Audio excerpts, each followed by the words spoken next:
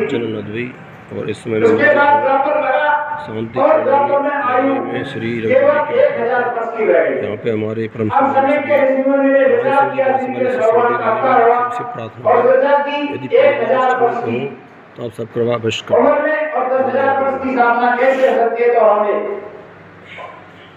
रास्ता निकाला कि द्वापर कर रख कर पूजा, अपने गुरु महाराज के चरण कमलों की पूजा करने से ही और रास्ता निकलेगा और अपने धाम को जाएंगे। तो प्रेमी भाइयों, ये गुरु के चरण कमल अपने में ही शरीर में ही रहते हैं, आगे और कोई जगह नहीं है। तो श्री कृष्ण भगवान का अवतार हुआ और उस समय के जो कुलगुरु थे गर्गाचार्य जी, उन्होंने कृष्ण नाम में शक्ति दी। उसके बाद द्वापर समाप्त हुआ और कलयुग लगा। कलयुग में मात्र 100 वर्ष की आयु रह गई और इतना भयंकर कलयुग का प्रभाव हुआ काल माया का कि सब जीव अपने निज घर जाने का रास्ता भूल गए। तो जब मालिक ने देखा तो संतों को भेजा, सबसे पहले कबीरदास जी को भेजा। उन्होंने सप्त सागर नाम में शक्ति दी और जीवों को जगाया और आने जाने का हिंदू मुसलमान जाति पाति सबका भेद खोला और लोगों को समझाया। अपना काम करके चले गए। उसके बाद संतों का तांता लगा रहा। मोहम्मद साहब आए, नानक जी आए, उन्होंने वाहेगुरु को सब के रूप में जगाया और बराबर संत आते रहे। सेजबाई आई, मीराबाई आई, भल्ला साहब आए, गरीबदास जी आए, मनुरदास जी आए और 600 वर्ष पहले गोस्वामी जी आए। उन्होंने देखा कि 25 वर्ष की अवस्था में उन्होंने और मालिक को प्राप्त कर लिया। उनका दिव्य नेत्र ज्ञान चक्षु खुल गया और अपना साक्षात्कार कर लिया।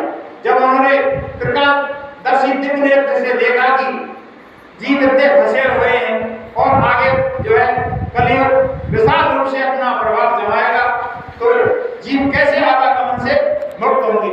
तो उन्होंने शरीर से अनुभव करके और सारे शरीर का अनुभव और निज घर जाने का रास्ता निकाला और उन्होंने पहले घटनावार लिखा। पहला भाग उन्होंने लिखा, लेकिन काशी के विद्वानों ने, पंडितों ने इसका विरोध किया और इसको नहीं चलने दिया। उसके बाद उन्होंने फिर विचार किया कि कोई ना कोई युक्ति निकाली जाए और जीव किस तरह आवागमन से मुक्त होंगे। तो उन्होंने रामचरितमानस लिखा। रामचरितमानस में 4 वेद, 6 शास्त्र, 18 पुराण और ऋषि मुनि और संतों का अनुभव उसमें लिखा। इसको रामचरितमानस को लोग पढ़ेंगे किसी साधक की और सानिध्य में और किसी महान पुरुष की सानिध्य में, तो अपना रास्ता पा जाएंगे। तो उन्होंने सबसे पहले लिखा, कलयुग सामने आने जो लगता विश्वास। कलयुग जैसा सरल और अच्छा युग आने वाला नहीं है, क्योंकि इसमें हमारे लिए बहुत छूट दी गई है। एक तो इसमें मंशा पाप नहीं लगता है। पहले युगों में कोई विचार गलत आ जाता था मन में तो नरक भोगने के लिए जाना पड़ता था, तो मंशा पाप इसमें नहीं लगता है। और दूसरी विशेषता इसमें यह रही है कि जो साधक गुरु से रास्ता लेकर के साधना करता है और जो कुछ पूंजी इकट्ठी करता है, तो साधक को खुद को पता नहीं रहता है कि मैंने कितनी पूंजी इकट्ठी कर ली और कितनी मंदिर तक मैं क्या कर सकता हूँ। तो ये सब शक्ति गुरु महाराज के पास रहती है। पहले युगों में संत महापुरुष वैसे जो छोटे मोटे साधक होते थे वे शराब देते थे और अनेक तरह अपनी साधना का जो है दुरुपयोग करते थे। तो ये साधना समय के संत महापुरुषों ने अपने पास रख ली, साधक को कोई पता नहीं रहता। तो विश्वास के बारे में और एक छोटा सा दृष्टांत है कि सभी गांव समाज में और एक मर्यादा होती है। गांव में सामूहिक मंदिर होता है और उसकी पूजा और सुचारू ढंग से चलाने के लिए, उसकी व्यवस्था के लिए उसमें एक पुजारी होता है। और पुजारी की जो बाल बच्चे होते हैं उनकी भरण पोषण के लिए सब जगह व्यवस्था करते हैं कि किसी तो गांव में मन धान गेहूं या फसल का साल भर का बजट उगाई करके दे दिया जाता है। और कई गांवों में 2, 4, 6 बीघे 10 बीघे खेत होता है, नाम के रूप में उसको जोतने बोने के लिए बता देते हैं। तो एक गांव में और ये व्यवस्था कर रखी थी कि घर से रोज और पंडित जी के यहाँ सीधा जिसको कहते हैं सारी सामग्री भोजन की पहुंचा दी जाती थी। तो बारी बारी से क्रम लगा हुआ था कि आज इस घर से सामग्री पहुंच रही है, आज इस घर से पहुंच रही है, इस तरह से क्रम चलता था। एक दिन ऐसा हुआ कारणवश भूल हो गई और सामग्री सीधा लेकर पंडित जी के घर नहीं पहुंचा। तो पंडित जी बड़े संशय में पड़े, इधर मंदिर पूजा का टाइम हो गया और पंडित जी सोच रहे हैं कि भाई हमारे घर तो कोई आज सीधो लेके ना आया सामग्री लेके और बच्चा की व्यवस्था कैसे होगी। लेकिन उन्होंने विचार किया कि मैं जो रोज दैनिक कार्य करता हूँ उसको तो मैं करूँ, कम से कम ये तो मालिक के ऊपर विश्वास करके, और वो चल दिया। तो पंडित जी मंदिर पहुंचते हैं और झाड़ू और सफाई करते हैं, स्नान दान करके पाठ पूजा करते हैं और उनका नित्य नियम का जो क्रम बना हुआ था, वे 2 घंटे गीता का अध्ययन करते थे रोजाना। तो जब वे गीता का अध्ययन करने बैठे तो गीता में श्लोक आता है, श्री कृष्ण भगवान अपने मुखारबिंद से कह रहे हैं कि मैं सबका सृजनहार हूँ, मैं सबका भरण पोषण करता हूँ, मैं सबका रक्षक हूँ और सब जीव मेरे ही हैं। तो पंडित जी को ध्यान घर देगा कि मेरे बच्चा आज भूखे, कोई सीधो सामग्री कछु लेके ना आया, आज पालन कैसे होगा। तो वे तो अंतर्यामी है, हर घटघट की जानने वाले हैं। तो मालिक ने विचार किया भगवान ने कि अगर कोई प्रसाद लेकर के और सीधा सामग्री लेकर के पंडित जी के घर अगर नहीं पहुंचा तो मेरा जो भक्त है वो अपने रास्ते से दिख जाएगा और विश्वास हो जाएगा। तो भगवान स्वयं 36 प्रकार के व्यंजन तैयार करके और थाल में लेकर के और व्रत रूप धर के और पंडित जी के घर पहुंचे और कुंडी खटखटाई। अंदर से पंडितानी बच्चों से कहवा रही है कि भाई लाला कोई पंडित जी से मिलने आया है और उनसे कह दो कि शाम को पंडित जी मंदिर पे आएंगे, शाम को 4-5 बजे आके मिल लेंगे। लेकिन वे तो अंतर्यामी थे, उन्होंने समझाया कि नहीं भाई मैं मिलने ना आया, मैं तुम्हारे लिए प्रसाद लेकर आया हूँ, कोई कारणवश और मुझसे भूल हो गई, देर हो गई, तो मैं आपके लिए प्रसाद लाया हूँ और दरवाजा खोलो और प्रसाद को आप ले लो। तो दरवाजा खोला और उन्होंने समझाया कि भाई इस प्रसाद को ले लो और मैं जो है बुजुर्ग आदमी और कोई कारणवश मुझसे भूल हुई और देरी हो गई। तो उन्होंने बच्चों को देखा कि 36 प्रकार के व्यंजन उसमें रखे हुए मिठाइयों से थाल भरा हुआ है। तो पंडितानी ने अलग जो है रखवा दिए व्यंजन और कहा कि पंडित जी आ जाएंगे तभी हम प्रसाद ग्रहण करेंगे। और ठीक है, जब भगवान वापस वहां से जा रहे हैं तो पंडितानी पीछे से कह रही है अपने बच्चा से लला जी पूछ लो पंडित जी ने मैंने बाबा जी पूछो कि पंडित जी आएंगे मंदिर पे और ये पूछेंगे कि ये प्रसाद किसके घर से आया और किस नाम से, तुमने उनसे परिचय नहीं किया, उनका नाम क्या था। हाँ ये बात तो तुम्हारी पुरुष ने की है। तो भगवान ने कहा कि भाई तुम पंडित जी से ये बोलना कि तुमने जो श्लोक पर और गीता में स्याही का निशान जो लगाया है उनसे बोल देना कि वही एक बाबा आए थे और इस प्रसाद को ढा गए, वे अपने आप खुद समझ जाएंगे। ठीक है, तो भगवान वहां से अंतर ध्यान हुए और इधर पंडित जी देख रहे हैं कि घड़ी में 4 बजे और मैं कब घर पहुंचूं, देखूं कोई सीधा सामग्री को प्रसाद लेकर के आया नहीं आया या बाल बच्चे भूखे हैं। तो पंडित जी घर आए और कुंडी खटखटाई, बच्चों ने तुरंत दरवाजा खोला और पंडित जी ने कहा कि भाई कोई सामग्री लेकर आया कि नहीं आया। तो बच्चे तो बड़े खुश थे, पापा मौज हो गई और आज तो थाल भरा है, इतनी मिठाइयां आई हैं। और तो भाई तुमने उससे अपना परिचय पूछा नहीं पूछा, नाम पूछा नहीं पूछा, नाम पूछा था क्या बतलाया। तो उन्होंने कहा कि पंडित जी से ये बोल दीजिए कि जो तुमने गीता में और श्लोक पर अपने पेन के निशान लगाया हो ये गुरु से बाबा कहा गया है और वे अपने आप समझ जाएंगे। तो पंडित जी को बड़ा आश्चर्य होगा और सोचा कि ये तो गजब हो गया, मैं रात दिन पूजा पाठ करता हूँ, झालर को मैं बजाता हूँ, झाड़ा बहारी मैं करता हूँ, गर्मी में सर्दी में स्नान करके सारे कष्ट मैं भोगता हूँ और मुझको तो साक्षात्कार दर्शन नहीं हुए और तुम्हारे लिए वैसे ही दर्शन हो गए। तो पंडित जी का विश्वास अड़े हो गया और बहुत खुश हुए कि ये तो बहुत अच्छा हुआ, लेकिन अब हम जब ही प्रसाद ग्रहण करेंगे जब भगवान के साक्षात्कार दर्शन कर लेंगे। तो पंडित जी हट पकड़ गए और अपने बच्चों को पंडितानी सहित सब अपने घर के आंगन में और ध्यान भजन पर बैठ गए। तो पूरी रात उन्होंने ध्यान भजन किया। तो वे तो अंतर्यामी हैं, सब जगह व्याप्त हैं। तो उन्होंने सोचा भगवान ने कि भाई ये दिन भर भूखे रहे और उनको रात भर हो गई, तो स्वयं अपना दर्शन दिया और सब तरह से प्रसन्न होकर के और मालिक ने दया बरसाई। तो विश्वास का फल ऐसा होता है, विश्वास फलदायक। तो कबीरदास जी यहाँ एक पद लिख रहे हैं, क्या लिख रहे हैं? ना मूरत में ना सूरत में ना एकांत निवास में, मुझको क्यों ढूंढे बंदे तुम्हें तो तेरे पास में, मैं तो तेरे पास में।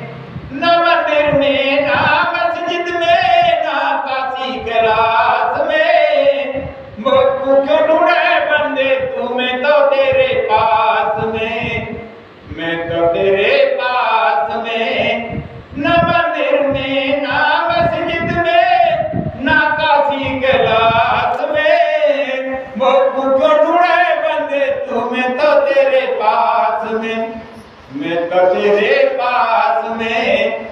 ना मैं जप में ना मैं तप में ना मैं व्रत उपवास में, मुझको क्यों ढूंढे बंदे तुम्हें तो तेरे पास में, मैं तो तेरे पास में। ना मैं क्रिया कर्म में रहता ना मैं क्रिया कर्म में रहता, नहीं योग अभ्यास में, मुझको क्यों ढूंढे बंदे तू, मैं तो तेरे पास में, मैं तो तेरे पास में।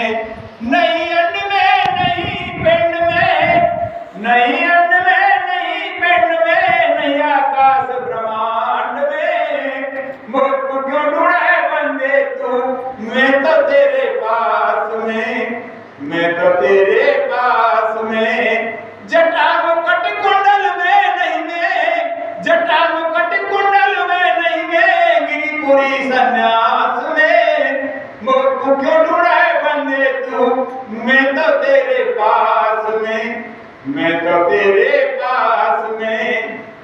खोजे हाय तुरंत मिल जाऊं, खोजे हाय तुरंत मिल जाऊं, पल भर की तलाश में, मुझको क्यों ढूंढे बंदे तू, मैं तो तेरे पास में, मैं तो तेरे पास में। कहते कबीर सुनो भाई साधो, कहते कबीर सुनो भाई साधो, मैं तो हूँ विश्वास में, मुझको क्यों ढूंढे बंदे तू, मैं तो तेरे पास में, मैं तो तेरे पास में। खोजे हाय तुरंत मिल जाऊं, पल भर की तलाश में, मुझको क्यों ढूंढे बंदे तू, मैं तो तेरे पास में, मैं तो तेरे पास में। इसलिए विश्वास फलदायक है। जिस प्रकार पाठ में अग्नि छिपी हुई है और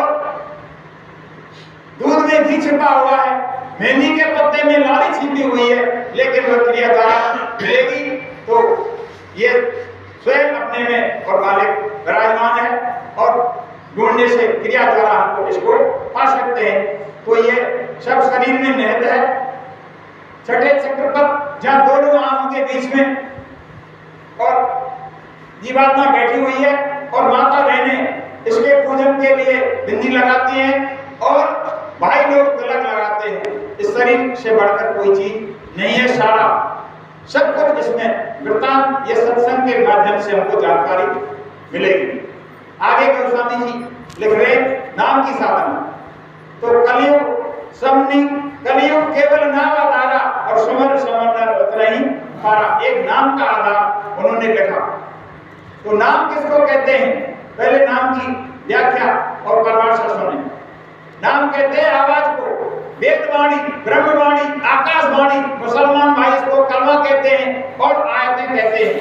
नाम की आवाज, नाम मनुष्य शरीर में 24 घंटे आ रहा है। जब हम अपने निज घर से उतारे गए, कल्प और युग बीते, तो धीरे धीरे और हमको उतारा गया तो नाम की डोरी से हम नीचे इस मृत्युलोक में उतारे गए और वापस हम किसी खोजी पुरुष मान सत्य सत्पुरुष से रास्ता ले और जीते जी अपने निज धाम को हम नाम की डोरी से वापस जा सकते हैं। ये जीते जी का सौदा है। और जिन्होंने पाया जीते जी पाया, तो मरने के बाद कोई प्रमाण हमारे अंदर हमारे लिए कहीं किसी धर्म पुस्तक में और किसी महान पुरुष ने ऐसा नहीं बताया कि जीते मरने के बाद किसी को मिला हो। वैसे ही हम रूढ़िवादी में और जो है संसार में लकीर को पीट रहे हैं कि दादाजी का सर्वनाश हो गया, माताजी का सर्वनाश हो गया, अमुक इंसान का सर्वनाश हो गया।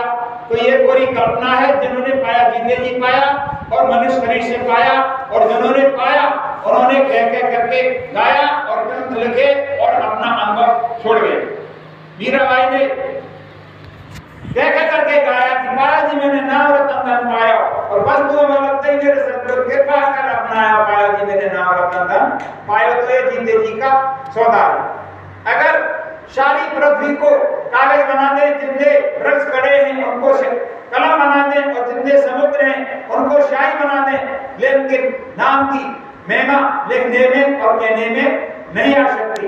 तो नाम के बारे में गोस्वामी जी ने और रामचरितमानस में विस्तार से लिखा है, बहुत विस्तार से इसको समझाया है।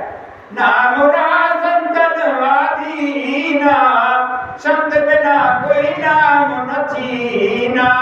वह नाम संतों के अधीन है।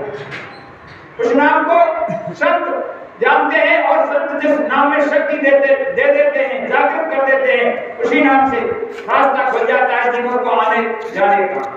नाम रूप दो वक्त कहानी, वर्णन जाए न जाए बखानी। नाम रूप के कहानी है, और जिसका नाम है, जिसका रूप है उसी का नाम है, और जिसका रूप नहीं है उसका नाम नहीं है।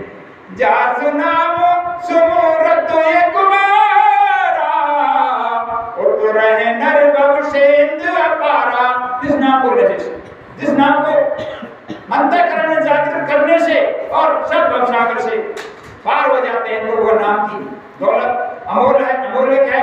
और तो गुरु महाराज ने समझा कि जय गुरुदेव नाम मेरा नहीं, जय गुरुदेव नाम उस परमपिता मालिक का है, और जय गुरुदेव नाम समय का जगाया हुआ नाम है और अनादि नाम है।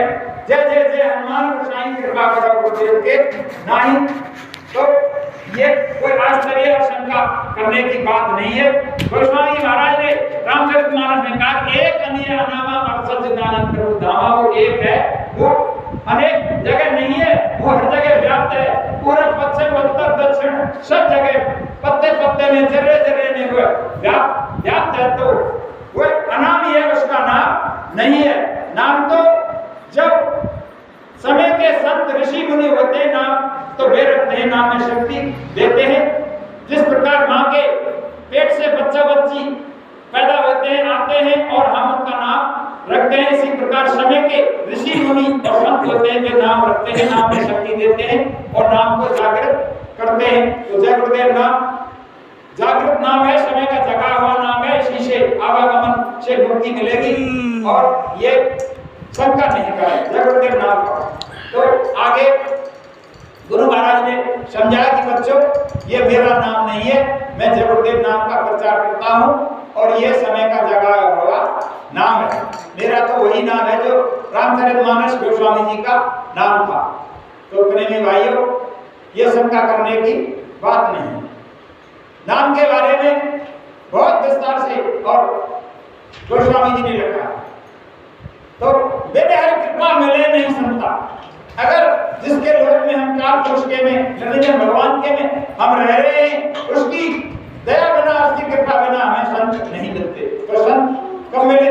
बेहर कृपा मिले नहीं संता। हमने पुराने पिछले जन्म में और किसी महान पुरुष की सानिध्य में गए हो, नामदान संस्कार हमारा हुआ हो, और कहीं हमने कथा रामायण भागवत कहीं सत्संग सुना हो, तो हमको संत मिलते हैं। गोस्वामी जी ने लिखा है कि अमोह भाव विभोर हनुमंता और बेनहर कृपा मिले नहीं संता। तो उस काल पुरुष की असीम कृपा हो जब हमें संत मिले, पुण्य पुण्य बिन मिले न संता। पुराने हमारे संस्कार अदय हो जाए तो हमें संत मिले। आगे